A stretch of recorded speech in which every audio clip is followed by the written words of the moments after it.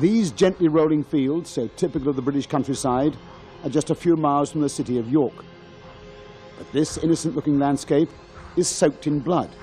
Beneath it lie thousands of human bones. 350 years ago, these fields were the setting for the bloodiest battle ever to be fought on British soil, the Battle of Marston Moor, fought between the soldiers of the King, Charles I, and the men of Cromwell's Republican Army. It was the British equivalent of the Bosnian Civil War. Both armies were cut to ribbons. Whole companies, regiments even, were wiped out. The ground was littered with the dead and the dying. And then on the following day, the scavengers moved in to strip the bodies and tip the corpses into mass graves. Those graves have never been located. Marston Moor remains the final resting place for thousands of unquiet dead.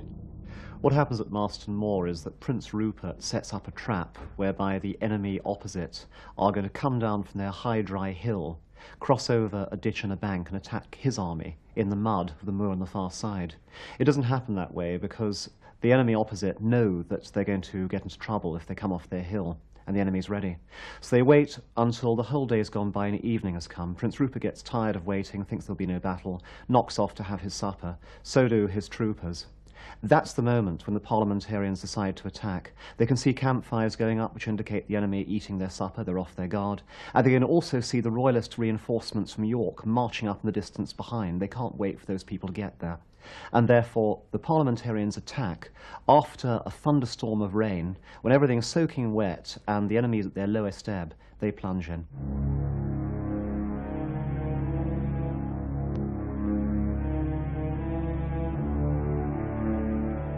After that, nothing is left as night falls except to surround the royalist infantry and kill them or accept their surrender.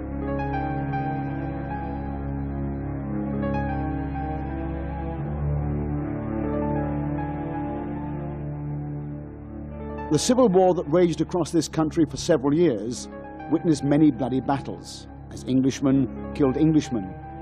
But Marston Moor stands out as a field of slaughter, where the foot soldiers were trapped in the heart of the battle and cut to pieces by the wheeling cavalry. No quarter was given. Famous regiments were cut down to the last man. The crack regiment from York, the famous Whitecoats, the crack regiment of the Royalist General of the North, Lord Newcastle, fights to the death.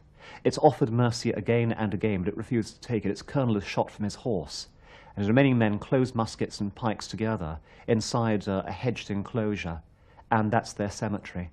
They fight on and on and on, shot down from all sides, until there are but a handful remaining.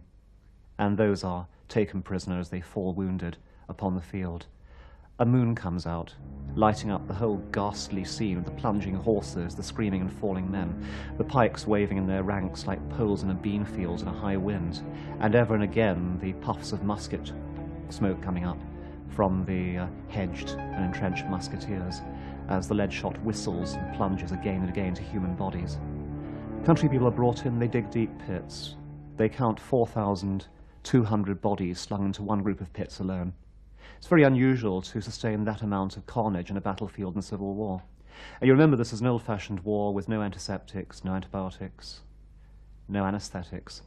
So for every person killed in the field, you can reckon maybe 2 or 3 dying of wounds later. We'll never know the butcher's bill, maybe 8,000. Maybe more, as a result of that day. Over 5,000 men lie buried in nameless ditches here. The farmers ploughing the fields have turned up all kinds of fragments, weapons and buttons and buckles and so on. But no one has yet discovered the mass graves. This pond is thought to be one of them. But ever since that hot July day in 1644, there have been stories of men in cavalier or roundhead clothing apparently seeking to escape from the carnage. Well, there are many legends associated with the battle. One of them is the Roundheads marching up Bloody Lane. Whether or not they do, they're supposed to be only seen the top half of them, and you can hear the clank of the armour and the sort of noise of the battle sometimes. Again, there's the Headless Horseman. He rides across the ridge. Different people have seen different things, but basically it's all cavaliers and roundheads. People will never go along the road the night of the battle the 4th of July, 1644, the anniversary of that is considered a time when you see ghosts, because so many people have seen Civil War soldiers going up and down that lane, which is a country lane between the two villages, Marston and Tockwith.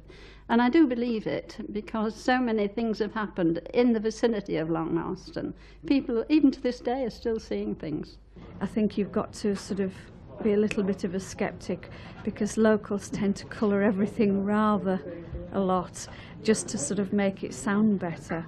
But over the years, you know, they tend to open up and they come out with quite a few varied and colourful tales, and I think out of all of them you can pick out the few that tend to crop up all the time. So, you know, I don't disbelieve in them. Living alongside an old battlefield is often a very uncomfortable experience, especially as this battle, in English terms, wasn't that long ago.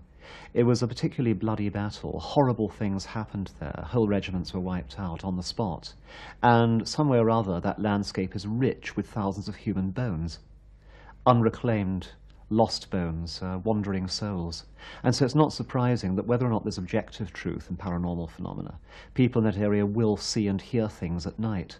The moor is a tainted place. It has a ghastly reputation. It's a graveyard. It's a graveyard of unquiet dead, those who died screaming, those who never wanted to die in that place. And above all, those who died 300 more years ago without Christian burial, no prayer said over them to help them, which is a great comfort to people in that age. Not only did they die in horrible agony, many of them, but they died with the spiritual agony of knowing that nobody was going to whisper a few things to help God take them. Their chances of getting to heaven were dramatically reduced. Similar sightings continue to the present day, often seen by people who have absolutely no knowledge of the battle or its location. One man, for example, an Italian, has very little knowledge of English history. But one night, he was returning home on his motorbike when he narrowly missed two figures, limping along the edge of the road, known as Bloody Lane. His name is Piero Prizzi. One night when I finished to work, I was coming back to York and with the motor bicycle. When I arrive on the bend of this road, just about 50 yards from here, is two people. He was standing in the middle of the road, and at the time I thought it was two people dressed like a party dress, and at the time I thought it was too drunk, you know, it's just finished the party and just was going home.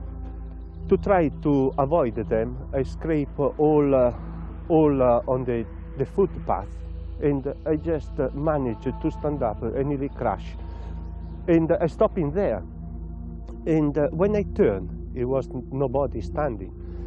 But I think it was the shock or of the thing. It's imprinted to me. You know, the two people in my brain. It was a light like a floodlight from a theater, and it was the two people. The light, it was inward, but a very, very brilliant light. It was the color. I was able to distinguish the color of everything. One person, he was running to another person, more or less. One he was standing, the other one he was running, and he was with the 17th century boots. The trousers was 17th century. It was blue, very, very dark blue trousers, with his white shirt all hanging out. And after the other one, he was standing and looking towards. He was just a house in front of him, but he was looking like that, very, very intense, like if he was seeing something. He was looking towards Marston. For people to see and hear the events that took place on a battlefield many years earlier is by no means an uncommon claim. There are stories of such happenings from all over the world and from all ages. In America, for example, are the sites of many of the bloodiest battles of the Civil War. The Battle of Cedar Creek in Virginia is one such place where Sheridan's army inflicted a major defeat on the Confederate forces when all seemed lost, strangely similar indeed to Marston Moor. Many visitors claim to have heard the sounds of the battle, bugles, the shouts and screams of men, the firing of muskets and cannon, coming from nowhere around them as they stood in the sunlight where the soldiers fought. Indeed, hearing the sounds is a remarkably common report. There are extraordinary stories from famous modern battlefields, Dieppe, for example, and Corregidor. And some people claim that the sounds of the muskets, even the high emotions of the battle, still hang over these farmers' fields from 350 years ago. Well, I don't walk on the moor anymore. I really can't bear the oppressive feeling. It's a very tense feeling. I feel as if I can't get off of the moor. I can't get back up to the road. It's a very heavy feeling. It's a feeling of great disaster, which obviously it was, but it's very oppressive, and I certainly cannot go any further down the moor than the original musketeer-lined ditch line. I can't go past that. It's frightening. Many people in the Marston area claim to have seen the soldiers from the 17th century, rarely in groups, sometimes a horseman, most frequently just one or two men together, one perhaps supporting the other. They see them not as wraith-like figures, but as solid bodies, moving along the lanes beside the old battlefield. I'd been at my brother's house along Marston, which is just up that way. I was cycling back, it'd be about midnight. I got somewhere near the monument and something caught my eye that was sort of over here on the ridge. And I didn't look at first. I carried on cycling for a bit and then I stopped because it was in my head, you know, I'd seen something that it seemed odd. So I looked up to the ridge and somewhere around about there I saw somebody riding a horse or walking a horse, you know, they sat on the horse. And I looked and I thought, God, what's that? You know, what's somebody doing out this time of night on a horse? And then I sort of realised it wasn't somebody sat on a horse riding, you know, it was something else. And I don't know, I didn't know what I thought at the time. I was like mouth open, you know, staring at it. So it was a moonlit night and it was clear. So I could see it, but it wasn't like, you know, if you saw a person on a horse, it would be very distinct in moonlight, casting shadows. Well, it didn't look like that. It was sort of dull, faded. I looked at him for about a minute and a half, and I just decided that was it. I'd seen enough. Jumped on my push bike and cycled home as quick as I could. I kept it pretty much to myself. I told my mum. She was quite interested in it, but I didn't tell anybody else. I didn't think there was. It was one of them things, you know, that if you go in the pub and say, "Oh, I saw a ghost last night," the whole pub's rolling around laughing. So I didn't say anything, but it sticks in my head as clear as it was yesterday, you know, as if I'd seen it last night. I was walking along one evening, watching the sun setting over there, and noticed some people walking along the top ridge of the field towards Cromwell's Clump. And then all of a sudden saw a horse and rider come galloping over the ridge and diagonally down the field. It was a dark horse. The rider on it was dressed in a sort of terracotta plant pot coloured outfit. Any more description than that I really didn't see. But it was moving at some rate, and it would have it seemed to me that it was going to collide with the people walking up to the ridge. Anyhow, the horse galloped diagonally across the field to where there was a hedge. I don't know where the horse was going to go, but as it reached the hedge, it actually just dispersed. It was just like a ball of dust dispersing, and it was just an amazing. There was an amazing feeling I knew that there was something wrong, and went back to the monument and waited for the two people who were walking across the top to come back to the monument and asked them if they'd seen this horse, because it had gone straight past them, and they said no, there'd been no horse, no rider, they'd seen nothing. And it was then that I realised that I'd seen something that had no explanation.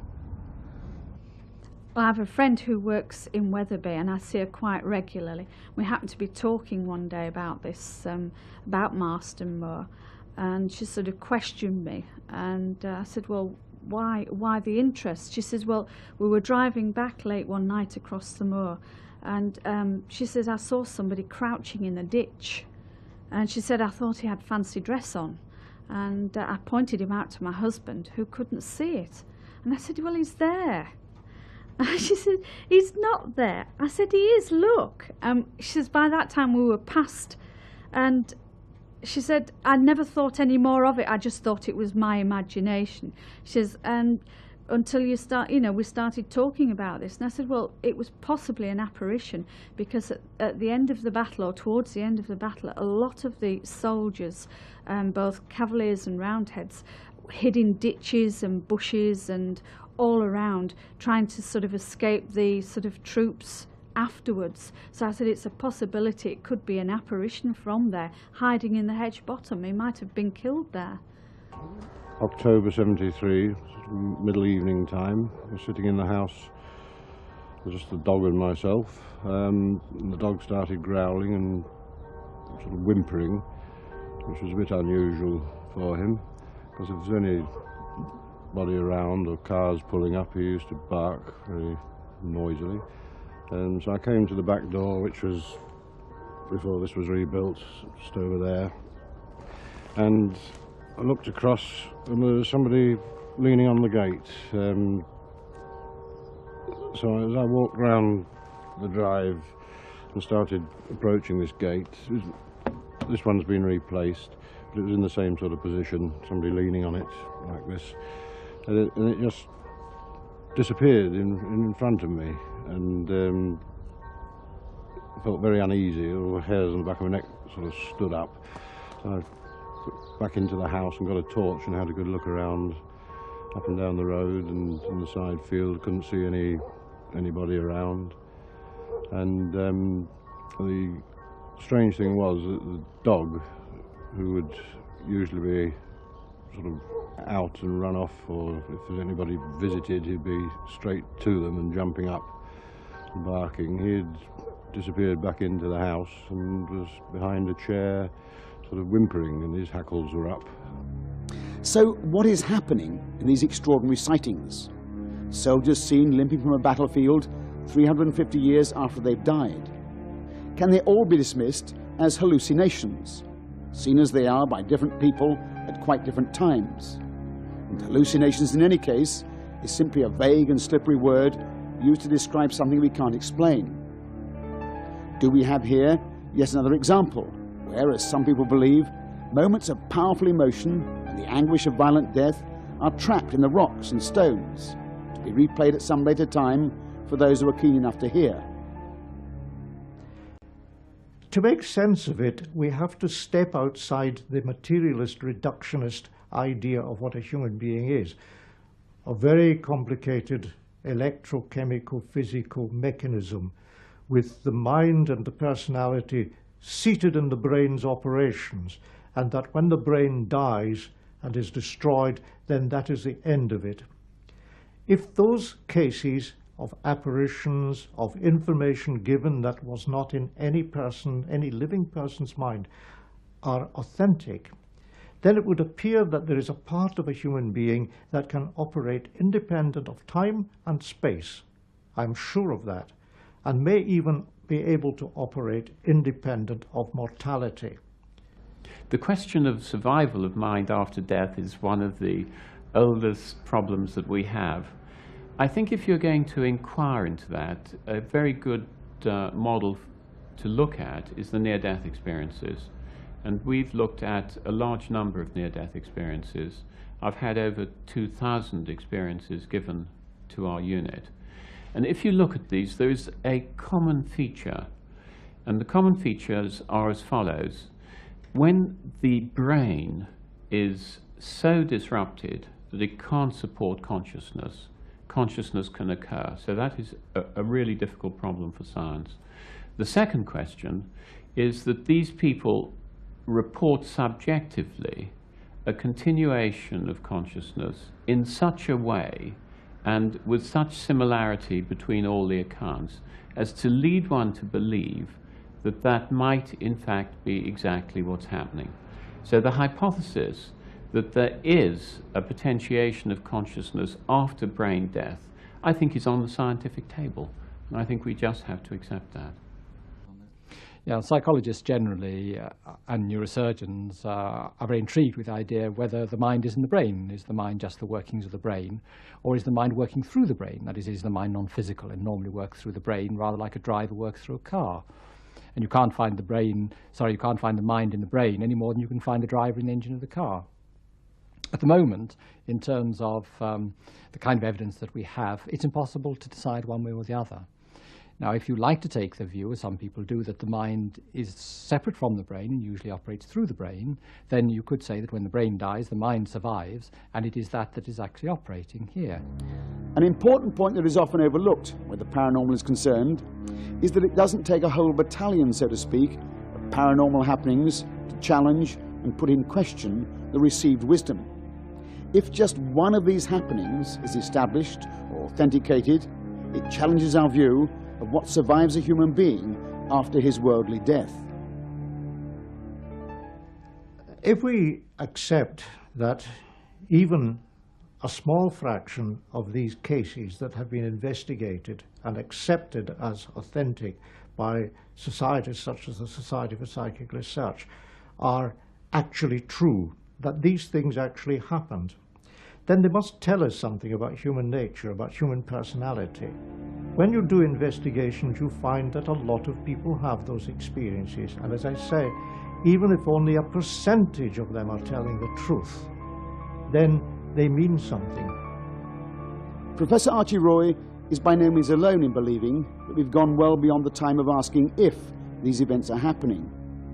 Science, he argues, must now move on to grapple with the implications of their occurrence.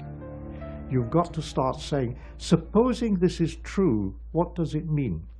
And I think that we have come to the stage, quite a few years ago, with respect to psychic phenomena.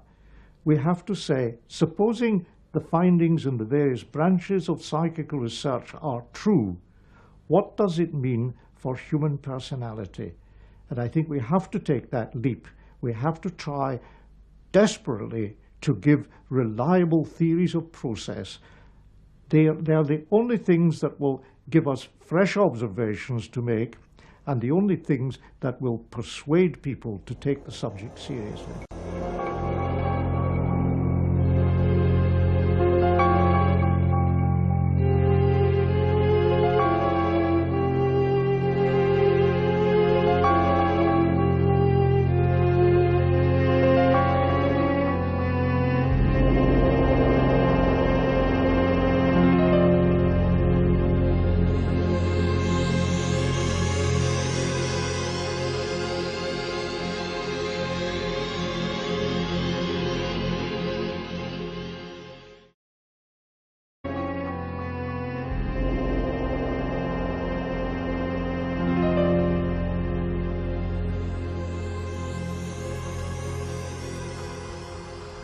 These gently rolling fields, so typical of the British countryside, are just a few miles from the city of York.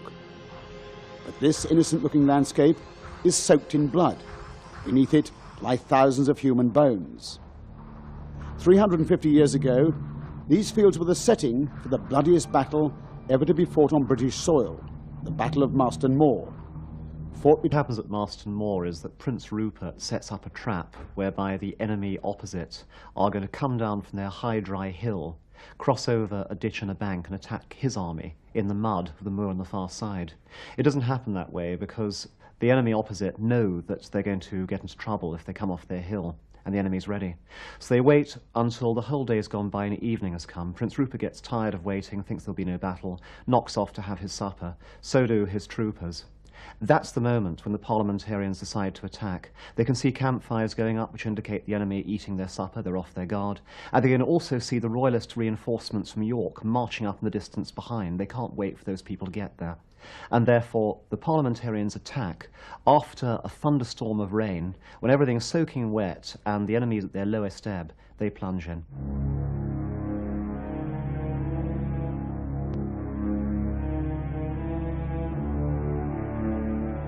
After that, nothing is left as night falls except to surround the Royalist infantry and kill them or accept their surrender. Between the soldiers of the King, Charles I, and the men of Cromwell's Republican Army. It was the British equivalent of the Bosnian Civil War. Both armies were cut to ribbons.